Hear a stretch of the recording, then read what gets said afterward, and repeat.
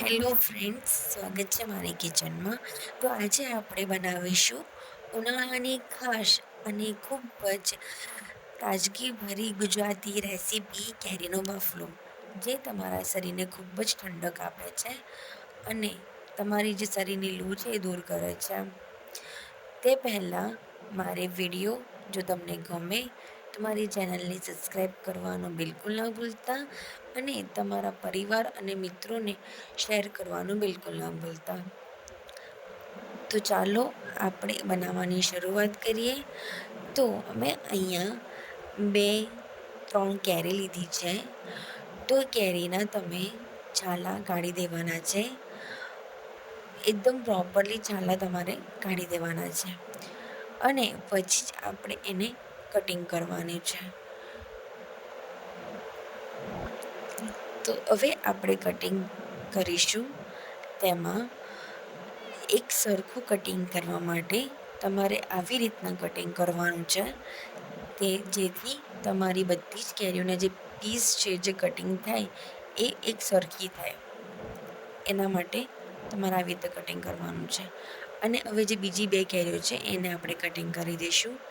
તો જુઓ, આપણી અહીંયા બધી જ કેરી કટિંગ થઈ ગઈ છે. તો હવે મેં એક વાસણ લીધું છે, તેમાં હવે હું કેરીને બાફવાનું છે. તો તે પહેલાં મેં અહીંયા 2 ગ્લાસ જેટલું પાણી એડ કર્યું છે કે જેનાથી સરસ રીતે આપણી જે કેરી છે એ બફાઈ જાય.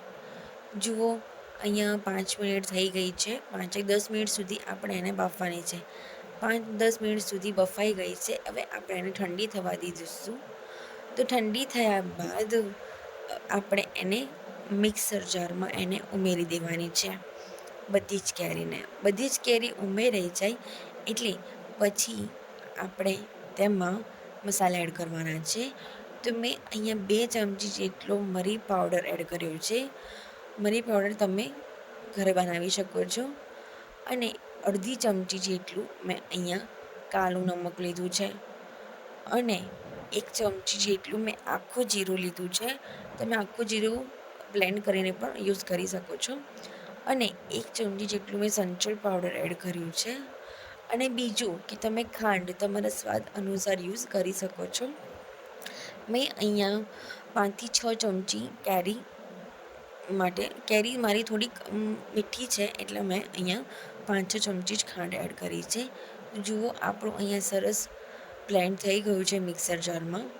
તો અહીંયા આપણે એને ફરી તપેલીમાં એક વાસણમાં લઈ લઈશું. તો જુઓ, આપણું અહીંયા કેરીનો બાફલો તૈયાર છે. હવે તેમાં આપણે બરફના ટુકડા એડ કરી અને તમે એને સર્વ કરી શકો છો. તમે બરફના ટુકડા ના લો તો તમારે જ્યારે મિક્સ કરો ત્યારે તમે ઠંડુ પાણી એડ કરી શકો છો. તો ગરમીમાં ઠંડક આપે એવો કેરીનો બાફલો તમે પણ ટ્રાય કરજો. અને મારી રેસીપી તમને ગમી હોય તો સબસ્ક્રાઈબ કરવાનું બિલકુલ ના ભૂલતા અને બેલ આઇકન પ્રેસ દબાવવાનું બિલકુલ ના ભૂલતા ફ્રેન્ડ્સ. Thank you.